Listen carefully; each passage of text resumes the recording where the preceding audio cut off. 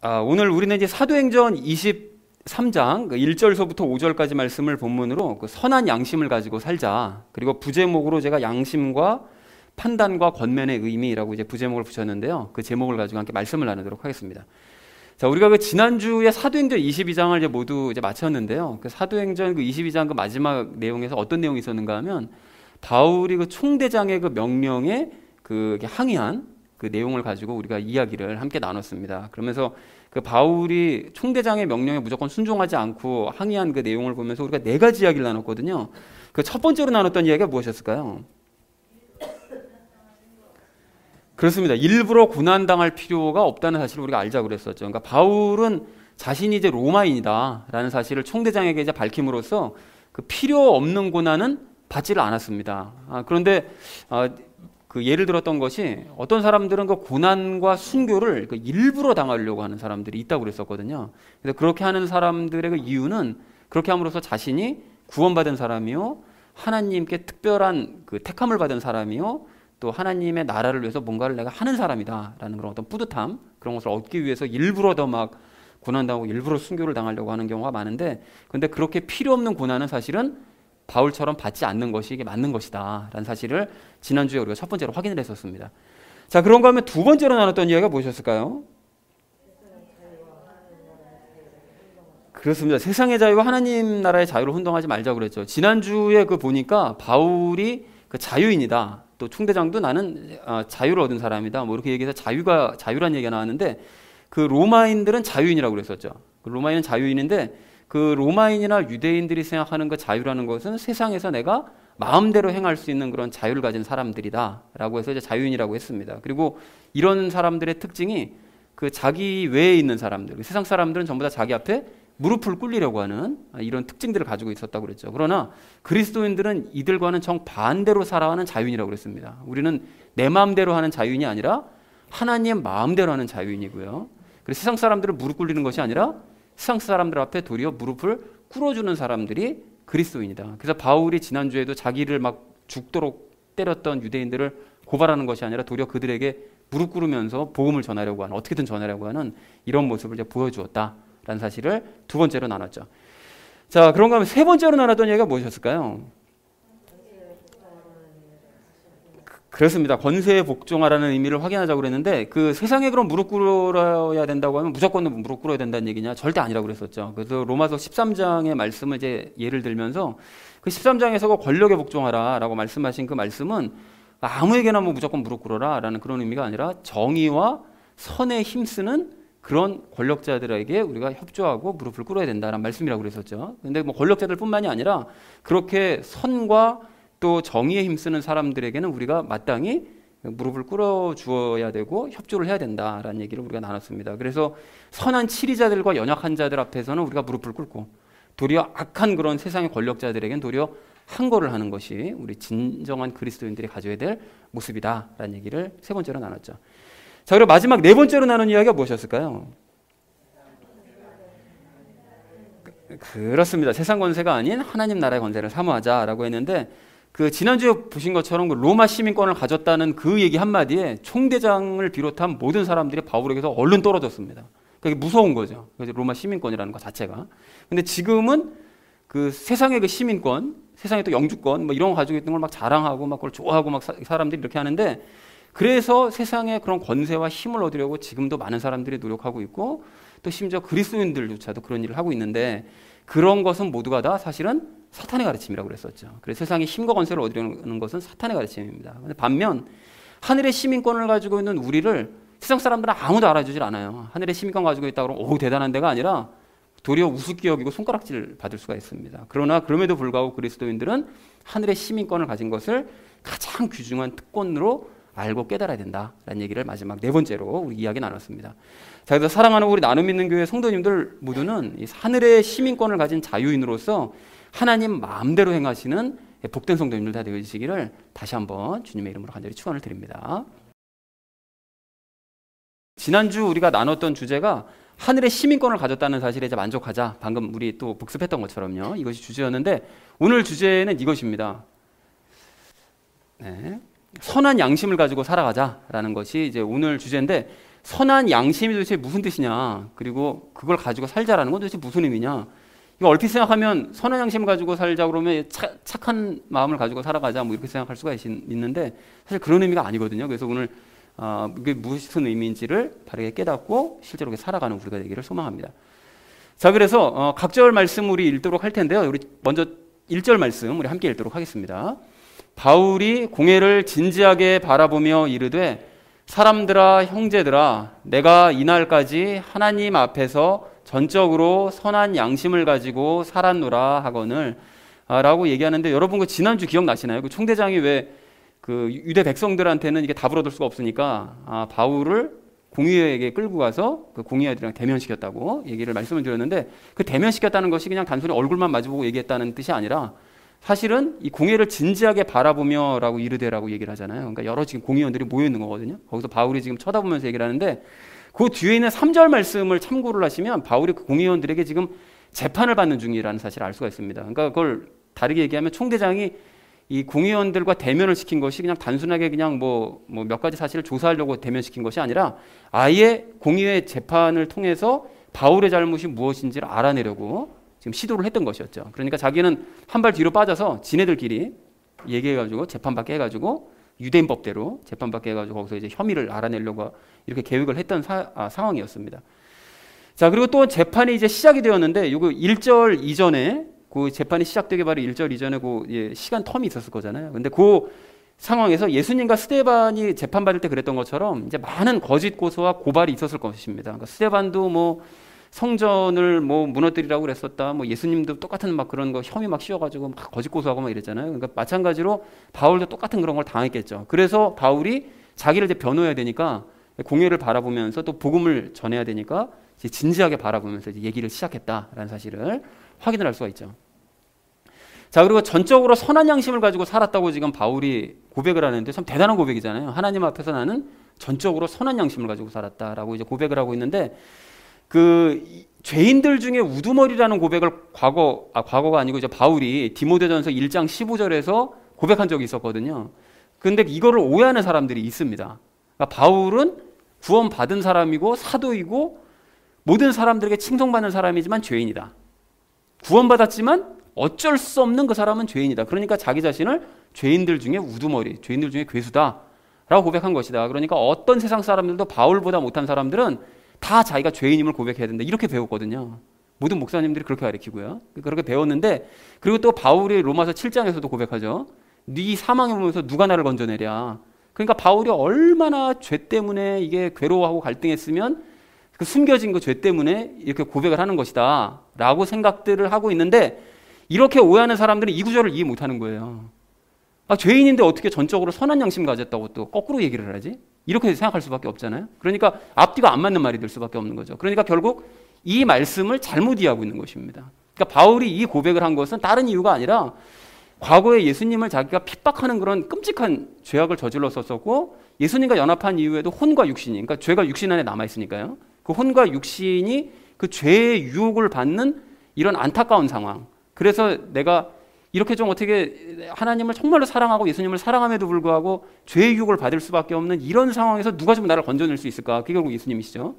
그리고 그것을 괴로워하면서 그것 때문에 양심의 가책을 느껴가지고 죄인들 중에 우두머리라고 부풀려서 좀 과장해서 고백을 한 거지, 죄인이기 때문에 이게 뭐 진짜 죄인 중에 우두머리다 이런 고백을 한 것이 아니다라는 사실을 분명하게 좀 확인하실 필요가 있겠습니다.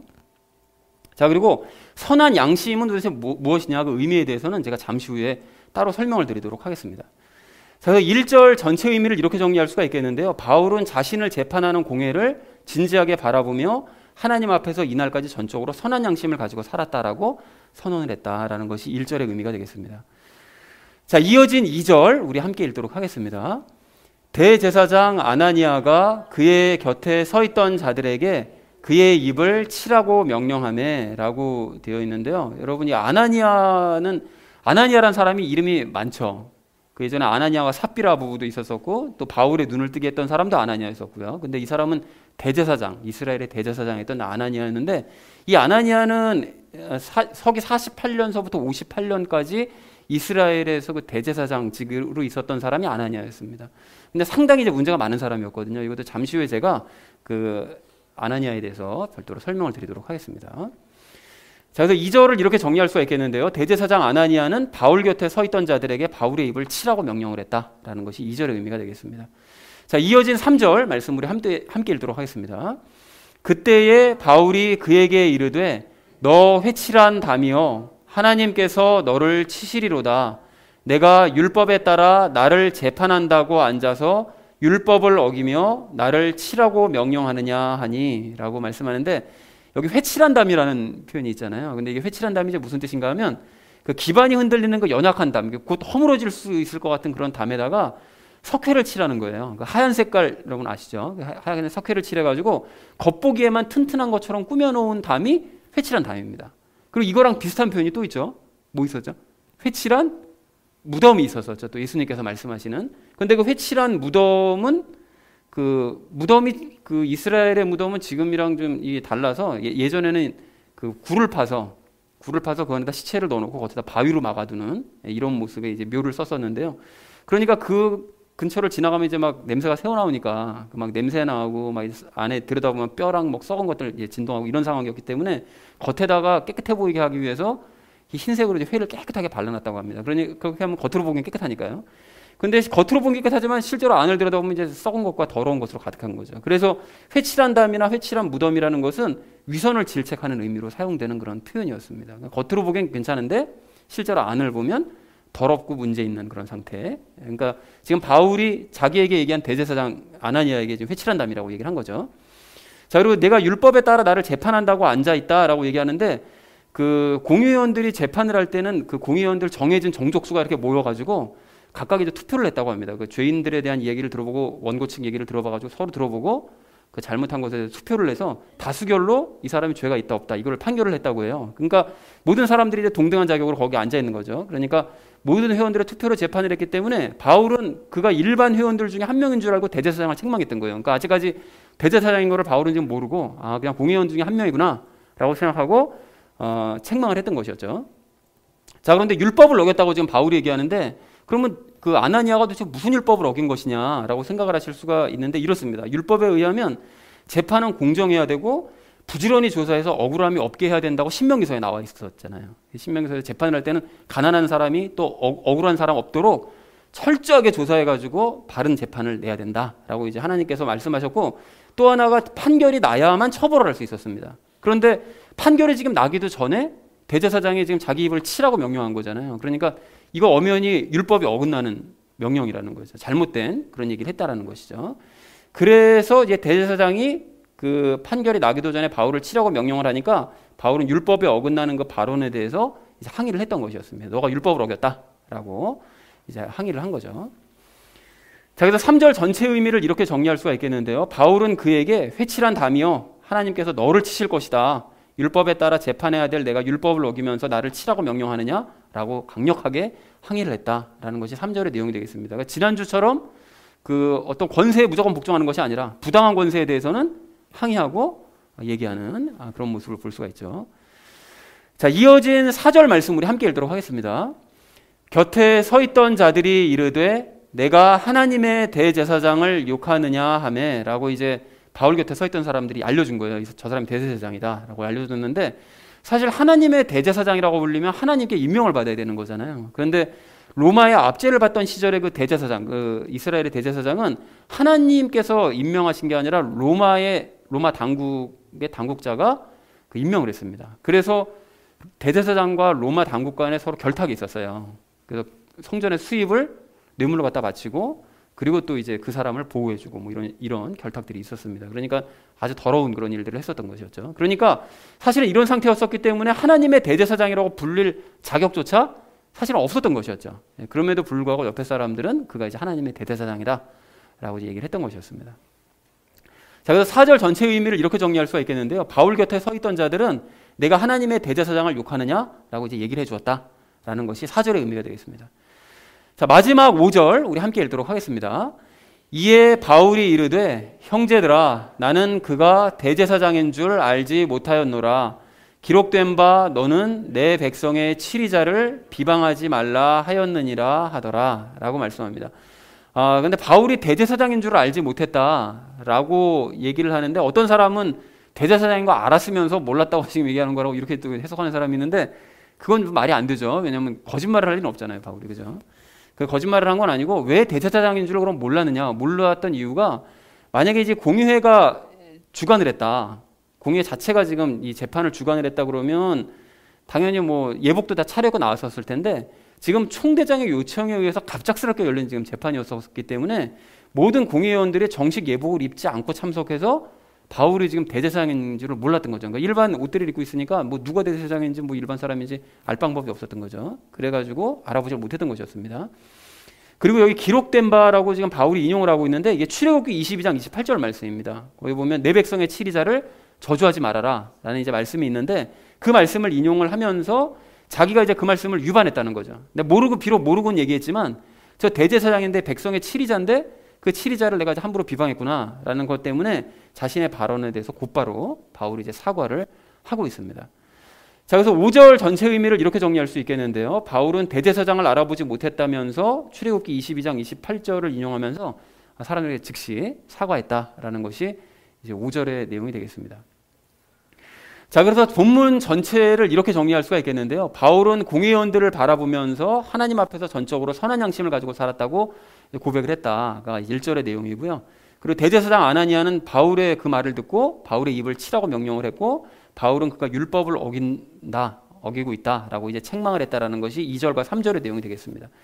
그리고 바울 곁에 사람이 그가 대제사장이라는 사실을 알려주자 바울은 몰랐다고 고백하면서 말씀에 입각해서 사과를 했다라는 것이 4절과 5절의 내용이 되겠습니다. 별로 어려운 내용도 오늘도 없죠. 자, 뭐 이해하기 쉬우신데 여기서 우리가 좀 주목해서 보셔야 될 것은 이겁니다. 오늘 재판 과정 중에 바울과 대제사장은 서로를 책망하고 이제 판단을 해요. 물론 이제 바울 입장에서는 모르고 그리고 또 이게 그 말씀에 입각해서 물론 한 거긴 하지만 어쨌든 간에 그 겉모양을 보면 서로가 책망하고 서로가 판단을 하는 이런 일을 하고 있는데 그래서 판단에 대해서 우리가 오늘 함께 좀 복습을 다시 한번 좀 하고요. 그리고 바울처럼 선한 양심을 가지고 살아가는 우리가 되기를 소망하는 그런 마음을 품으시면서 그 적용 부분에 대한 말씀을 함께 나누도록 하겠습니다. 자, 그래서 선한 양심을 가지고 살아가야 될 우리가 오늘 첫 번째로 함께 나눌 이야기는 판단과 권면에 대해서 다시 좀 복습하자는 것입니다. 여러분 그 과거에도 제가 잠깐 인용을 했던 아니면 요거에 대해서 주제로 얘기를 했었던 과거에도 말씀드린 적이 있었거든요. 판단과 권면에 대해서. 근데 여러분 오늘 2절 말씀을 좀 다시 한번 보실까요? 2절 말씀 보시면 대제사장 아나니아는 자기 소견에 오른 대로 바울을 이제 판단하고서는 바울의 입을 쳐라 라고 이제 명령을 내립니다. 그리고 3절 말씀을 보시면 바울 역시 어떻게 얘기하죠? 말씀에 근거해서 판단하긴 했지만 대제사장이 잘못하고 있다고 책망을 하죠. 판단하고 책망합니다. 그래서 이렇게 서로를 책망하고 판단하는 모습을 보면서 우리가 오늘 이 판단에 대해서 생각을 깨끗하게 좀 정리하는 시간을 좀 가졌으면 좋겠는데요. 그 예전에도 제가 인용을 드렸던 것처럼 그 마태복음 7장 1절 말씀을 보면 그 예수님께서 뭐라고 말씀하시죠? 너희가 판단받지 않도록 판단하지 말아라. 이렇게 말씀하십니다. 그리고 우리가 얼마 전에 나눴던 로마서 14장 4절 말씀도 보면 바울이 뭐라고 얘기하는가 봤더니 다른 사람의 종을 판단하는 너는 누구냐라고 말하면서 사람을 함부로 판단하면 안 된다라고 분명하게 얘기를 하고 있더라는 거예요. 자, 그런데 고린도전서 5장 3절 말씀을 보면 바울이 또 뭐라고 얘기하는가 봤더니 그렇게 행한 자에 관하여 이미 판단을 했다라고 얘기를 합니다. 그리고 그 다음에 이어진 5절도 보면 그런 자를 사탄에게 넘겨주어 육체를 멸하도록 판단했다. 이렇게 단호하게 얘기를 해요. 그리고는 고린도 교인들에게도 너희도 그를 쫓아내서 그 교회에서 교회 밖으로 쫓아내라. 그렇게 판단을 해서 쫓아내라. 라고 이렇게 아주 강력하게 얘기를 하더라는 것입니다. 자, 그렇다면 판단을 해야 되는 겁니까? 말아야 되는 겁니까? 성경에 이런 구절이 종종 있잖아요. 우상의 제물을 먹어도 되는 거냐 말아야 되는 거냐. 뭐 이런 것들처럼. 그러니까 판단을 해야 되느냐 하지 말아야 되느냐 어떤 거라고 그랬었죠? 그래서 우리가 구분을 좀 명확하게 하실 필요가 있는데 성경에서 판단하지 말아라 라고 말씀하시는 것은 근거 없이 남을 무작정 비판하고 책망하는 경우를 말씀합니다. 그런 경우에는 남을 함부로 판단하면 안 된다라고 말씀하시는 거죠. 그럼 판단하면 안 되는 게 맞습니다. 그런데 반대로 상대방을 돌이키려는 그 선한 목적을 가지고 상대방을 판단해야 되는 경우가 있으면 그런 판단은 해도 되는 것이고 그런 것을 다른 말로 권면이라고 한다. 라고 말씀을 드렸습니다.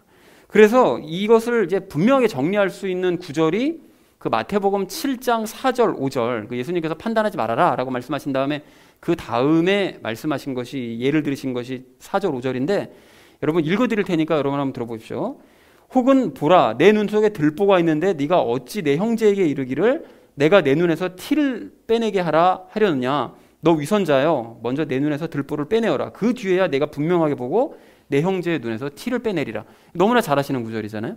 근데 이 구절이 두 가지가 명확하게 나뉘어 있다는 거죠. 앞에서는 앞에 말씀은 4절은 함부로 남을 근거 없이 막 책망하거나 판단하면 안 된다라는 걸 말씀하신 것이고 그 뒷부분에서는 판단을 하되 조건이 붙는 상태에서 판단을 해도 된다라는 것을 말씀하고 계시는 거예요. 그래서 내 눈에 들보가 지금 있으면서도 그러니까 내 잘못이 있다는 거죠. 잘못이 있으면서도 형제 눈에 티가 있다고 막 막무가내로 무작정 지적질하는 거 이런 것은 성경에서 하지 말라고 하시는 판단입니다.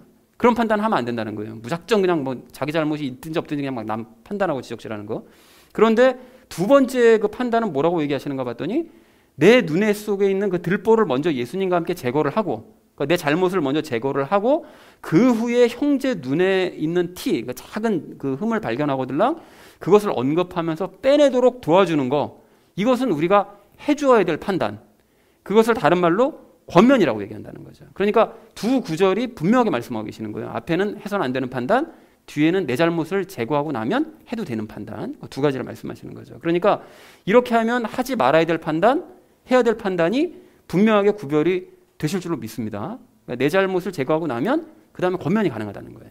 그러니까 그래서 앞으로 이 마태복음 7장 4절 5절 말씀을 기억하시면 아 이게 내가 해야 될 판단과 하지 말아야 될 판단이 무엇이로구나라는 사실을 기억하실 수 있을 것 같아요. 자 그리고 그 마태복음 7장 4절 5절 방금 인용해드린 그 예수님의 말씀에서 우리가 발견할 수 있는 또 한 가지 중요한 점이 무엇인가 하면 남을 무작정 판단하는 사람일수록 자신에는 그 더 큰 잘못을 가지고 있다라는 사실을 우리가 알아야 된다라는 것입니다. 여러분 그래서 그 예수님께서 그 마태복음 7장 2절에서 뭐라고 말씀하시는가 하면 너희가 무슨 판단으로 판단하든 그것대로 판단을 받고 너희가 무슨 척도로 되든 그것대로 너희가 다시 평가를 받으리라 이렇게 말씀하신 거예요. 그러니까 함부로 우리가 뭐 아무 근거도 없이 사람을 막 비방한다 그러면 그 사람은 거의 틀림없이 그런 사람은 자기가 더 큰 잘못을 가지고 있는 사람이라는 거죠. 그래서 우리가 마음에 담아야 될 게 무엇인가 하면 형제의 잘못이 눈에 딱 보이잖아요. 누군가가 잘못하는 게 딱 눈에 보여요. 뭐 배우자의 잘못이 보이든 자식의 잘못이 보이든 뭐 부모의 잘못이 보이든 친구의 잘못이 보이든 잘못이 보이면 나에게는 지금 그 사람보다 더 큰 잘못이 있다는 사실을 깨달아야 됩니다. 그래서 예수님께서 그 잘못을 보여주실 가능성이 커요. 일부러 네 잘못을 깨닫게 내 잘못을 깨닫게 하시기 위해서 상대방의 잘못을 보이게 만들어 주시는 거죠. 그러니까 남의 잘못이 눈에 딱 보인다. 보이면 먼저 내가 예수님께 여쭤보고 그리고 스스로를 내가 돌아보면서 나 자신의 잘못부터 먼저 발견을 하고 그 잘못을 예수님과 함께 뼈를 깎는 수고와 시간을 들여서 먼저 그걸 고쳐야 됩니다. 그걸 발견하고 난 다음에 그걸 고쳐야 돼요. 고치고 난 다음에 그렇게 되면 상대방의 그 잘못과 입장이 이해가 돼요. 아, 저 사람이 왜 저렇게 잘못하고 있는가가 이해가 될 수가 있습니다. 조금이라도. 그리고 그렇게 내 잘못을 먼저 고치고 나면 유경험자가 되는 거잖아요. 아, 내가 가지고 있던 그 더 큰 잘못이 이렇게 하니까 고쳐지더라. 유경험자가 됐기 때문에 상대의 잘못에 대해서 권면하기도 더 훨씬 쉬워집니다. 그래서 예수님께서 아까 전에 마태복음 7장 5절에서 뭐라고 말씀하시죠? 네가 그래야 분명하게 보고라고 말씀하시잖아요. 분명하게 보고 형제의 눈에서 티를 빼리라 말씀하시잖아요. 그러니까 네 잘못을 먼저 고치고 나면 형제가 왜 그렇게 됐는지 입장도 이해하고 그 잘못을 어떻게 고쳐야 될지 분명하게 볼 수 있게 된다. 그럼 고칠 수 있게 된다라고 말씀하시더라는 것입니다. 자, 그러니까 상대의 잘못을 발견해서 그것을 그에게 이제 말을 해주려면 이처럼 과정이 내가 먼저 바뀌어야 되는 것이고 그러면 상대방에게 상처가 되지 않도록 함부로 지적질하지 않고 부드럽게 권면하면서 좋은 길로 인도할 수 있게 됐기 때문에 모두가 서로가 변화되는 아름다운 공동체를 만들어갈 수 있게 된다는 것입니다. 그런데 안타깝게도 지금 이 시대 많은 그리스도인들은 뭐 자기 잘못이 뭔지는 그냥 깨닫지도 못하고 생각하지도 않은 채 그냥 무조건 이제 막 지적질만 일삼는 경우가 많죠. 근데 우리는 그런 사람들과는 다르게 스스로의 잘못을 지금 볼 수 있으므로 눈과 귀가 열린 줄로 그렇게 믿습니다. 그래서 그것 때문에 우리가 감사하기 원합니다. 사랑하는 우리 나눔 있는 교회 성도님들 모두는 상대의 잘못이 보일 때마다 스스로의 잘못을 먼저 발견하시고요.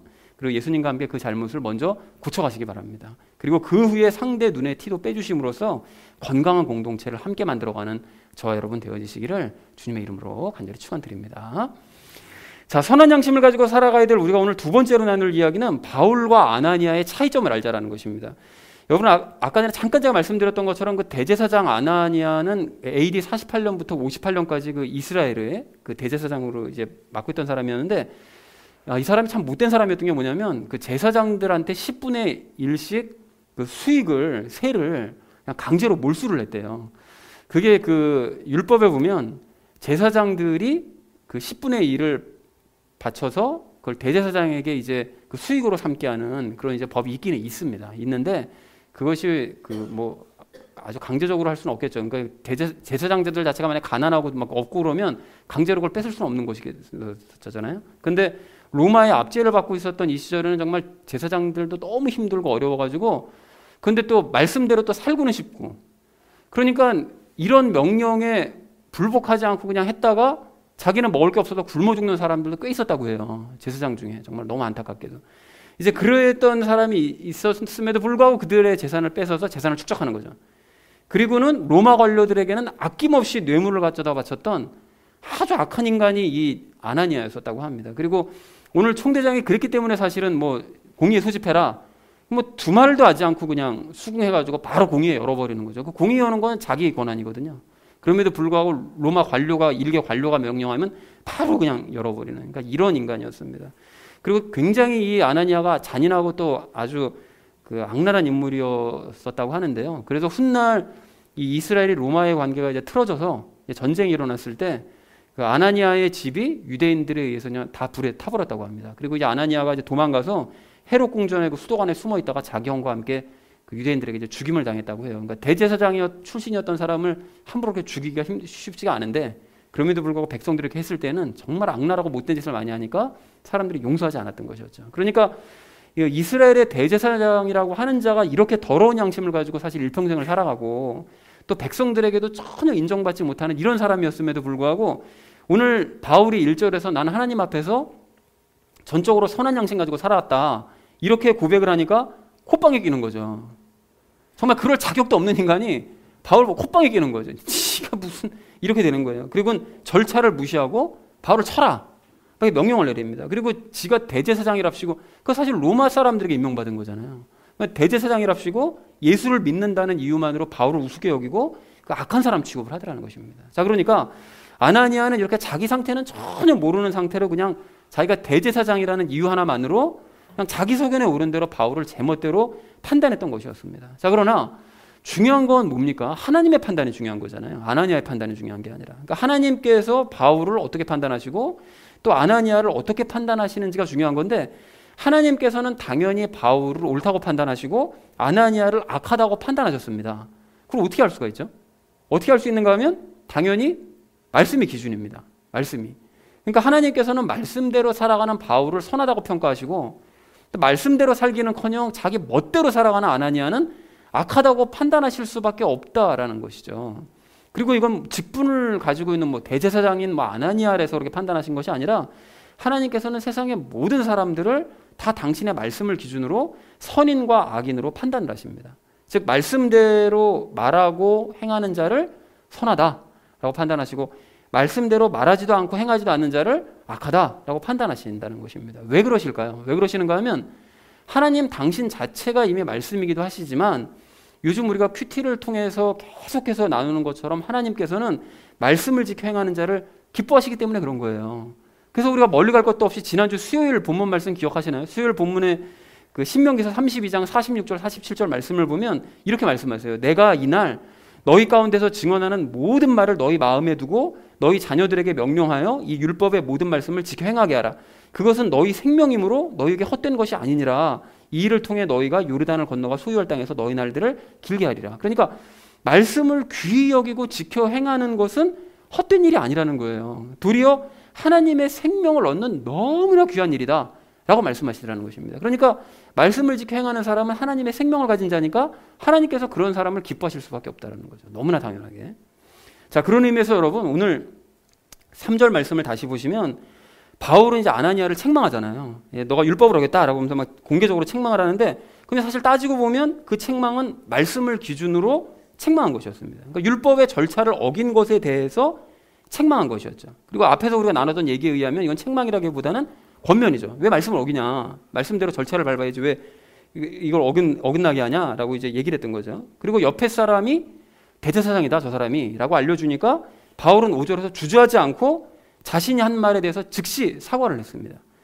그러니까 여기서 근데 한 가지 조심하실 것은 바울도 지금 대제사장이 그 악한 인간이라는 걸 알고는 있거든요. 그리고 이게 로마에게 임명받은 그냥 껍데기 대제사장이라는 것도 이게 너무나 잘 알고 있습니다. 그렇지만 그 바울이 사과를 했던 것은 그 악한 인간, 그 개인 아나니아에게 사과한 것이 아니라, 그 무릎 꿇은 것이 아니라 말씀을 어긴 것에 대해서 이제 사과한 것이다라는 사실을 우리가 좀 확인하실 필요가 있겠죠. 그래서 어쨌든 이런 모습만 봐도 지금 바울은 아무 생각 없이 남을 책망하거나 아무 생각 없이 남에게 뭐 사과하거나 이렇게 하는 사람이 아니라 항상 말씀을 기준으로 말하고 행한 사람이었다라는 사실을 우리가 분명하게 발견을 할 수가 있다는 것입니다. 그렇기 때문에 바울이 하나님의 기쁨일 수가 있었던 거예요. 항상 말씀대로 살아가려고 하니까 이게 기쁨이 되는 거죠. 그렇다면 여러분, 이제 우리도 마찬가지인데요. 이제 우리도 살다 보면 뭐 여러 가지 일들을 이렇게 뭐 겪을 수도 있고 행할 수도 있습니다. 근데 본의 아니게 사람들을 판단할 수가 있어요. 바울처럼 본의 아니게 판단할 수가 있는데, 근데 그렇게 판단을 할 때 전혀 말씀에 근거하지 않고 그냥 내 소견에 오른 대로 판단을 하는 경우도 솔직히 있잖아요. 그냥 이게 뭐 말씀에 근거해서 나오는 판단이 아니라 그냥 꼴 보기 싫으니까 그냥 막 판단하고 이런 경우도 있거든요. 근데 그런 판단은 이제 우리가 하지 않았으면 좋겠습니다. 저도 당연히 포함되는 거죠. 그런 판단 하지 않았으면 좋겠고요. 더군다나 앞에서 말씀드렸던 것처럼 내 잘못은 전혀 생각하지도 않고 그냥 상대방을 판단하기만 한다면 그거는 아나니아와 다를 바 없는 악인이 될 수가 있는 거죠. 뭐 아나니아와 다를 바가 없는 사람인 거죠. 그래서 그렇게 되지 않으려면 말씀드렸던 것처럼 말씀에 비추어서 내 잘못부터 먼저 고치고, 그리고 신중하게 상대방에게 권면을 해야 될 줄로 그렇게 믿습니다. 자, 그런가 하면 거꾸로 누군가 나를 비판하고 이제 판단을 해요. 근데 비판하고 판단하는 소리를 내가 들었는데, 만약 그 비판과 판단이 전혀 말씀에 근거한 비판과 판단이 아닌 거예요. 그냥 지성질에 못 이겨가지고 나를 그냥 자기 소견에 오른 대로 판단한 거다, 이렇게 되면 그런 판단에 대해서는 굳이 신경을 쓰면서 마음고생을 할 필요가 없습니다. 그거는 정말 무시하면 돼요. 그냥 그건 아무 쓸데없는, 그냥 아무 의미 없는, 그냥 지나가 버릴 수밖에 없는 그런 되지도 않는 그냥 판단일 수밖에 없다라는 것이죠. 그런데 반대로 만약에 나에 대한 그 판단이 말씀에 근거해서 하는 판단이다, 이러면 이걸 귀 기울여서 들어야 됩니다. 이게 듣기가 좀 거슬리더라도 들어야 돼요. 그리고 만약 그 판단에 의해서 말씀에 근거한 판단으로 나를 지적을 했는데 그 판단으로 인해서 내 잘못까지 만약에 드러났다, 그렇게 되면 기분 나빠할 것이 아니라 오늘 바울이 그랬던 것처럼 잘못을 인정하는 것을 넘어서 사과까지 하는 성숙한 우리가 되기를 소망을 합니다. 사랑하는 우리 나눔 있는 교회 성도님들 모두는 바울처럼 말씀을 기준으로 항상 살아가시는 성도님들 되시길 바랍니다. 즉 남을 함부로 판단하지 말되 하려거든 말씀을 근거로 판단하시고, 거꾸로 말씀을 근거로 판단받을 때는 나 자신의 잘못을 인정하고 고치고 사과하는 우리 모두가 되기를 소망합니다. 여러분, 그렇게 하셔서 바울처럼 하나님께 선인으로 인정받는 저 여러분 되어지시기를 주님의 이름으로 간절히 축원을 드립니다. 자, 선한 양심을 가지고 살아가야 될 우리가 오늘 마지막 세 번째로 나눌 이야기는 우리도 바울과 같은 고백을 하자는 것입니다. 여러분, 오늘 1절 말씀을 좀 다시 보시면 바울이 선한 양심을 가지고 살았다고 고백을 하잖아요. 전적으로 하나님 앞에서 자기는 선한 양심을 가지고 살았다. 자, 그러면 선한 양심이 도대체 뭐냐? 아니, 양심이 도대체 뭘까요? 양심이. 여러분, 이 양심이라고 그러면 보통 뭐 착한 심성, 뭐 이 정도로 그런 느낌, 그런 뉘앙스로 이제 생각하는 경우가 많은데, 그 양심을 사전에서 찾아보니까요, 뜻이 이렇습니다. 자기의 행위에 대하여 옳고 그름, 선과 악의 판단을 내리는 도덕적 의식, 좀 말이 좀 어렵지만 이렇게 표현을 하고 계시더라는 거예요. 그러니까 다시 말씀드리면 양심이란 선악을 분별할 수 있는 판단력, 그게 양심입니다. 뭐 착한 마음 이런 게 아니라 그러니까 분별할 수 있는 판단력, 그게 양심이라는 거예요. 그래서 어떤 사람 보고 막 양심이 없다, 막 이런 얘기 하잖아요. 그러면 양심이 없다라는 얘기는 단순히 못돼 먹었다, 이런 뜻이 아니라 그 사람이 자기 행위에 대해서 옳고 그름, 선과 악을 분별하는 판단력이 없기 때문에, 그러니까 양심이 없다는 얘기가 그게 없다는 얘기예요. 그 판단이 없기 때문에 그냥 악한 일을 마구 그냥 저질러 버린다, 이런 뜻이라는 것입니다. 이해가 되시죠? 그러니까 양심이라는 것이 이런 약간 깊은 뜻이 있다는 것입니다. 그러니까 오늘 아나니아 같은 인간이 그러니까 양심이 없는 인간인 거예요. 자기가 뭘 잘못하고 있는지 판단과 구분이 안 돼요. 그러니까 막한 일을 막 하고 그게 구분이 안 되니까 선한 일을 하는 바울을 보고도 막 조롱하고 막 비판하고 막 이렇게 하는 거죠.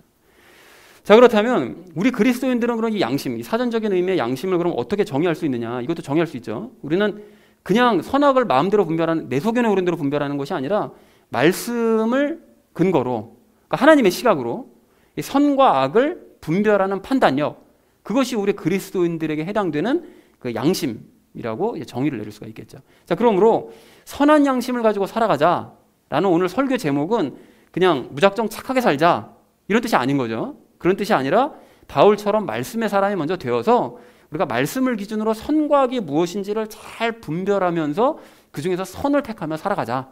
그러니까 거기에는 중대한 의미인가, 말씀을 근거로 먼저 분별하고 그 중에 선을 택하며 살아가자라는 이런 뜻이라는 사실을 확인을 할 수가 있습니다. 그래서 바울이 오늘 고백한 것도 사실 그 뜻이었던 거예요.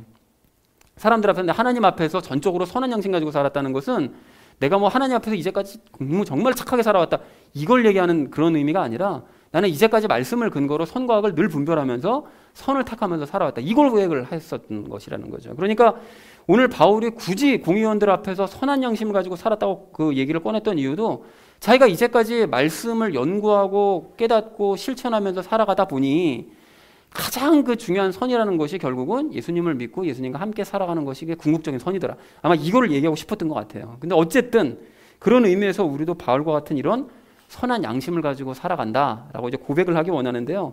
그렇게 되려면 다시 한번 말씀드리지만 무작정 착한 사람이 되어야 된다는 뜻이 아니라 바울처럼 말씀으로 우리 앞에 놓여져 있는 그런 일들을 선과 악을 분별하고 그 중에서 선을 택하고 행하는 사람이 되어야 된다는 것입니다. 자, 그런데 물론 우리가 이제 큰 줄기에서는 선과 악이 뭔지 분별할 수 있어요. 그죠? 선과 악이 무엇이라고 그랬느냐 제가 종종 여쭙잖아요. 그러면 선과 악이 무엇이라고 그랬는가 하면 우리 분별할 수 있죠.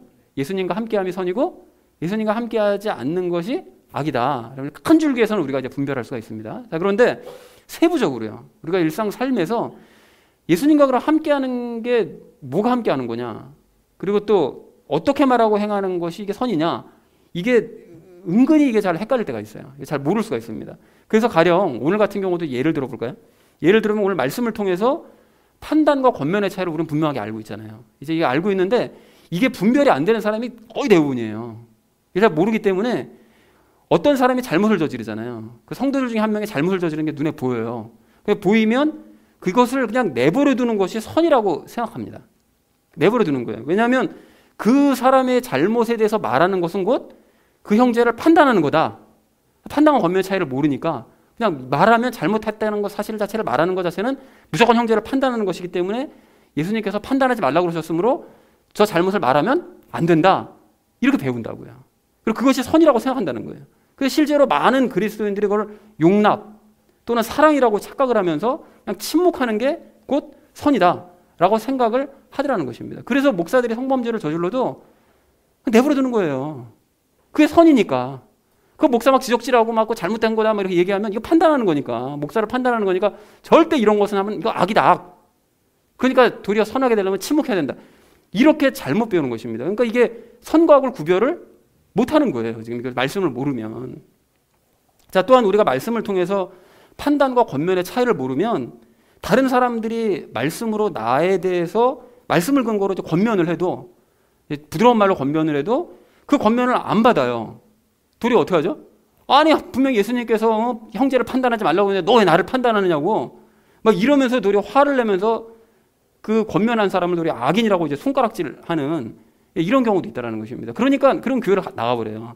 그러니까 교회가 제대로 설 수가 없는 거예요. 잘못을 저지른 사람이 도리어 막 화를 내고 막 이런 상황이 벌어지게 되니까. 그리고 또한 오늘 바울이 1절에서 하나님 앞에서 선한 양심 가지고 살았다라는 이 말을 보면서 성경에서 말씀하시는 그 양심이 무슨 뜻인지 우리가 바르게 정의 내리지 못하면 아, 바울이 하나님 앞에서 그냥 착하게 살았다는 뜻이구나. 그렇게 잘못 오해하고서는 그럼 나도 하나님 앞에서 정말 열심히 착하게 살아가야지.